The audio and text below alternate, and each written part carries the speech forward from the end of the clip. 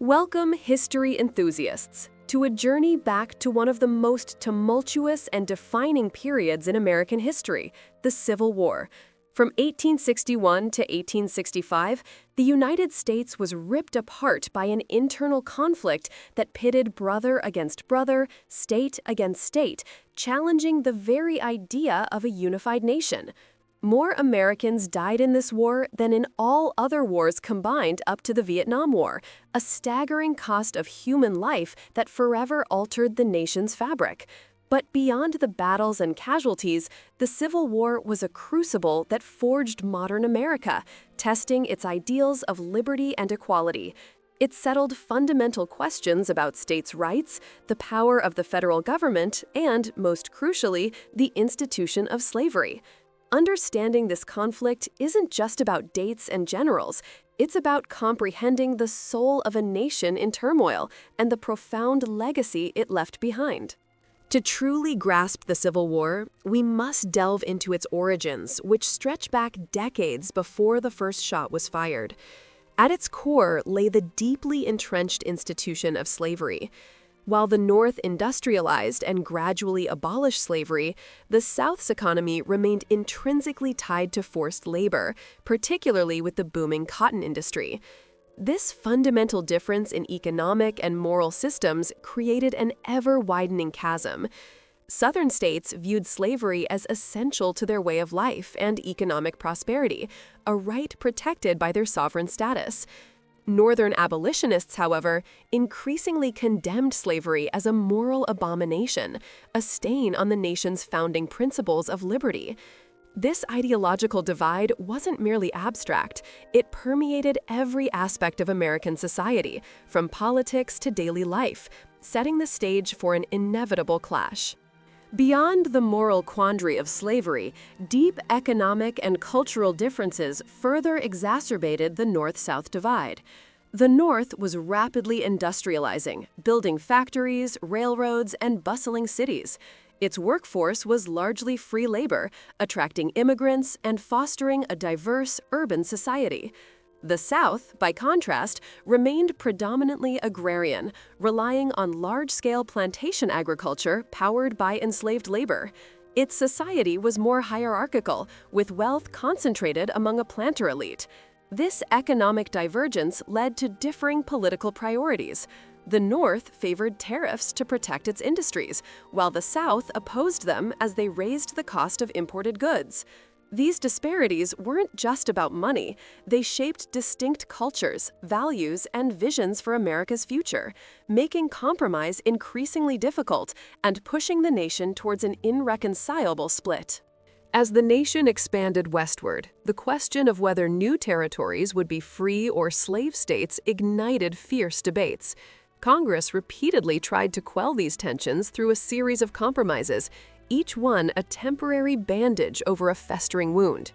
The Missouri Compromise of 1820 established a line defining where slavery could and could not expand, maintaining a delicate balance between free and slave states. Later, the Compromise of 1850 included California's admission as a free state, the strengthening of the Fugitive Slave Act, and popular sovereignty for New Mexico and Utah. These legislative efforts, while postponing conflict, ultimately failed to address the fundamental moral and economic issues. Instead, they often intensified hostilities, especially the Fugitive Slave Act, which outraged abolitionists and further radicalized both sides, proving that piecemeal solutions couldn't contain the rising tide of sectionalism. The fragile peace shattered with the Kansas-Nebraska Act of 1854. Championed by Stephen Douglas, this act proposed that settlers in these new territories would decide for themselves whether to allow slavery, a concept known as popular sovereignty. While seemingly democratic, it effectively repealed the Missouri Compromise line and opened northern territories to the possibility of slavery. The result was catastrophic. Pro-slavery and anti-slavery settlers flooded into Kansas, each determined to sway the vote. This led to a brutal, localized civil war known as Bleeding Kansas, marked by guerrilla warfare, raids, and massacres. The violence wasn't confined to the prairies, it even spilled onto the floor of the U.S. Senate when Preston Brooks assaulted Charles Sumner. Bleeding Kansas starkly demonstrated that compromise was failing and that the debate over slavery was increasingly being settled with bullets, not ballots. Just as the nation reeled from the violence in Kansas, the Supreme Court delivered another devastating blow in 1857, the Dred Scott v. Sandford decision. Dred Scott, an enslaved man, sued for his freedom after living in free territories. The court, led by Chief Justice Roger B. Taney, issued a ruling that shocked the nation. It declared that African Americans, whether enslaved or free, were not citizens and therefore had no right to sue in federal court. Furthermore, the court ruled that Congress had no power to prohibit slavery in territories, effectively invalidating the Missouri Compromise and striking a severe blow against the concept of popular sovereignty. This decision was a legal victory for the South, but it infuriated the North and galvanized the abolitionist movement. It solidified the belief among many that the federal government was actively protecting slavery, extinguishing hope for a peaceful legal resolution. Bleeding Kansas demonstrated localized violence. John Brown's raid on Harper's Ferry in 1859 proved that the conflict was escalating beyond control. John Brown, a fervent abolitionist who had participated in the Kansas skirmishes, believed that only armed insurrection could end slavery. He led a small band of followers in an attempt to seize the federal armory at Harper's Ferry, Virginia, intending to arm enslaved people for a widespread rebellion. The raid ultimately failed, with Brown and his men captured by federal troops led by Robert E. Lee. Brown was tried, convicted of treason, and hanged. In the North, many viewed Brown as a martyr for freedom. In the South, he was seen as a dangerous terrorist, proof that abolitionists would resort to extreme violence to destroy their way of life. This event further deepened the chasm between North and South, raising the specter of armed conflict from an abstract possibility to a terrifying reality. The presidential election of 1860 was the final straw. The Democratic Party, deeply fractured over the slavery issue, split into Northern and Southern factions, effectively guaranteeing a Republican victory. The newly formed Republican Party, largely a Northern phenomenon, nominated Abraham Lincoln, whose platform opposed the expansion of slavery into new territories, though it did not call for its immediate abolition where it already existed. Lincoln won the election without carrying a single Southern state. For the South, Lincoln's victory was an existential threat. They viewed it as a sign that their way of life and institutions were under direct assault from a hostile federal government dominated by abolitionist sentiment. The outcome made it clear that their political power was waning, leading to a profound sense of disenfranchisement and fear. The democratic process itself had now become the catalyst for disunion. Lincoln's election swiftly triggered a wave of secession. South Carolina, long a firebrand of states' rights, was the first to act, formally withdrawing from the Union in December 1860, just weeks after the election. 6 other Southern states, Mississippi, Florida, Alabama, Georgia, Louisiana, and Texas, soon followed suit. In February 1861, these 7 states met in Montgomery, Alabama, to form the Confederate States of America, adopting their own constitution and electing Jefferson Davis as their president. They asserted their right to secede, arguing that the federal government had violated their fundamental liberties and that the Union was merely a compact of sovereign states from which they could withdraw. For the Union, secession was an act of rebellion, an illegal dissolution of the nation. The stage was now set, not for a peaceful separation, but for an armed confrontation over the very definition of America. The simmering tensions finally erupted into open warfare on April 12, 1861, at Fort Sumter, a federal outpost in the harbor of Charleston, South Carolina. After its secession, South Carolina demanded the fort's surrender, but Major Robert Anderson, the Union commander, refused. With supplies running low, President Lincoln attempted to resupply the fort, signaling his resolve to maintain federal authority. The Confederate government, viewing this as an act of aggression, ordered its forces, led by General P.G.T. Beauregard, to fire upon the fort. After a 34-hour bombardment, Major Anderson surrendered. No lives were lost in the battle itself, but the symbolic impact was immense. The attack on Fort Sumter galvanized the North, uniting a previously divided populace behind the Union cause. In response, Lincoln called for 75,000 volunteers, prompting 4 more Southern states, Virginia, Arkansas, North Carolina, and Tennessee, to secede and join the Confederacy. The Civil War had officially begun. The initial phase of the war quickly dashed any hopes of a swift victory for either side. Both North and South believed the conflict would be short, but the First Battle of Bull Run in July 1861 proved them wrong. Union forces, aiming for the Confederate capital of Richmond, were routed by Southern troops, sending a clear message that this would be a long, bloody struggle. The Union strategic plan, dubbed the Anaconda Plan, aimed to blockade Southern ports, control the Mississippi River to split the Confederacy, and capture Richmond. However, implementing this plan proved difficult. Early Union campaigns in the East often met with frustrating setbacks under commanders like George McClellan, whose cautious approach frustrated Lincoln. Meanwhile, Confederate leaders like Robert E. Lee began to emerge as formidable tactical masterminds, leveraging their defensive position and intimate knowledge of the terrain, demonstrating that the Confederacy would be no easy foe. The outcome of the Civil War was profoundly shaped by its leaders.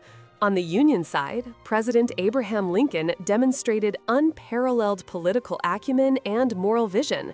He skillfully navigated political divisions, maintained public support, and ultimately articulated the war's higher purpose. His greatest military challenge was finding a general capable of leading the Union armies to victory. Ulysses S. Grant eventually emerged as that man. Known for his tenacity and willingness to fight, Grant understood the concept of total war and leveraged the Union's superior resources. For the Confederacy, President Jefferson Davis struggled to unite the often fractious states, facing issues of supply and internal dissent. Their military genius lay with Robert E. Lee, a brilliant tactician whose leadership inspired Confederate forces despite dwindling resources.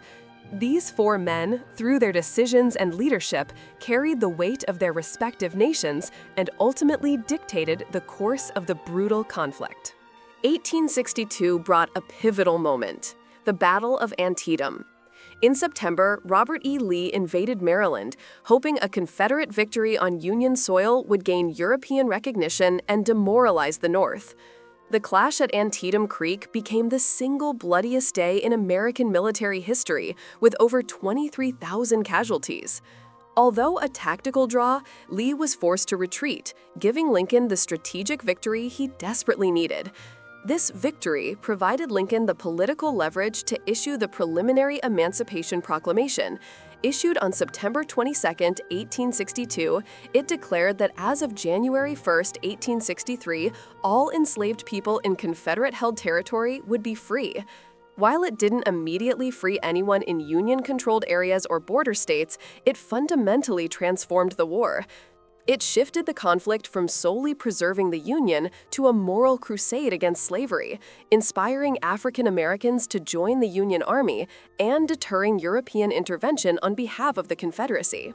1863 proved to be the decisive year of the war, marked by 2 monumental Union victories. In early July, Lee once again pushed into Union territory, leading to the Battle of Gettysburg, Pennsylvania. Over 3 harrowing days, Union forces under General George Meade repelled repeated Confederate assaults, culminating in the disastrous Pickett's Charge. With staggering casualties on both sides, Lee's army was decisively defeated and forced to retreat, never again to launch a major offensive into the North. Simultaneously, in the West, General Ulysses S. Grant was achieving a crucial victory at Vicksburg, Mississippi. After a prolonged siege, the Confederate stronghold on the Mississippi River surrendered on July 4th. This gave the Union complete control of the river, effectively splitting the Confederacy in two and severing its western supply lines. Gettysburg and Vicksburg together marked the high tide of the Confederacy, signaling a clear turning point in favor of the Union.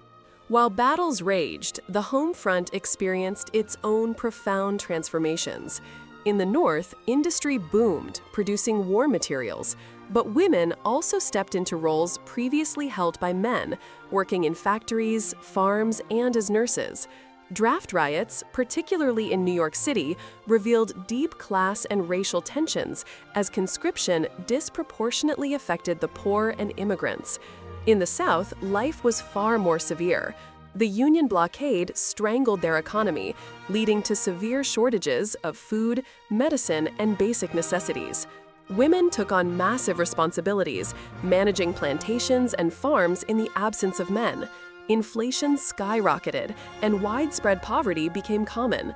Enslaved people, seizing opportunities, often fled to Union lines, seeking freedom and contributing to the Union cause. The war impacted every family, every community, requiring immense sacrifice and reshaping societal roles in both Union and Confederate territories. Following his victories in the West, Ulysses S. Grant was appointed General-in-Chief of all Union armies in early 1864. Grant understood that the Confederacy could only be defeated by grinding down its armies and destroying its capacity to wage war. He abandoned the cautious strategies of his predecessors, embracing a relentless, aggressive approach, famously saying, "Whatever happens, we'll fight it out on this line, if it takes all summer." Grant kept constant pressure on Lee's Army of Northern Virginia in the Overland Campaign, enduring horrific casualties in battles like the Wilderness, Spotsylvania, and Cold Harbor. Though costly, these battles continuously depleted Lee's limited manpower. Simultaneously, Grant authorized General William Tecumseh Sherman to implement total war in the South, targeting not just military objectives, but also the civilian infrastructure and resources that supported the Confederate war effort. This brutal but effective strategy aimed to break the South's will to fight. General William Tecumseh Sherman's March to the Sea in late 1864 epitomized the Union strategy of total war. After capturing Atlanta, a vital Confederate railroad hub, Sherman led his 60,000 troops on a 300-mile march across Georgia to Savannah. Instead of relying on traditional supply lines, his army lived off the land, foraging for food and destroying anything that could aid the Confederate war effort: railroads, factories, plantations, and livestock. The march was brutal and controversial, inflicting immense destruction and suffering on the Southern populace. However, it was strategically devastating, demoralizing the Confederacy and undermining their ability to sustain the war. From Savannah, Sherman turned north through the Carolinas, inflicting similar destruction. This campaign was a psychological and material blow that crippled the South's resources and shattered its resolve, demonstrating the Union's unwavering determination to end the conflict. By early 1865, the Confederacy was on its last legs. Lee's Army of Northern Virginia was besieged at Petersburg, starving and severely outnumbered by Grant's forces. Sherman was tearing through the Carolinas, and Union victories were mounting across all fronts. Facing inevitable defeat and with his lines broken, Robert E. Lee made the agonizing decision to surrender. On April 9, 1865, Lee met with Ulysses S. Grant at the Appomattox Courthouse in Virginia. The surrender terms were generous. Confederate soldiers were paroled and allowed to return home, keeping their horses and personal sidearms. Grant's magnanimity aimed to foster reconciliation rather than further bitterness. The formal surrender of the Army of Northern Virginia effectively marked the end of the Civil War. Though scattered fighting continued for a few more weeks, the defining conflict was over, and the Union was preserved, but at an immeasurable cost in lives and national trauma.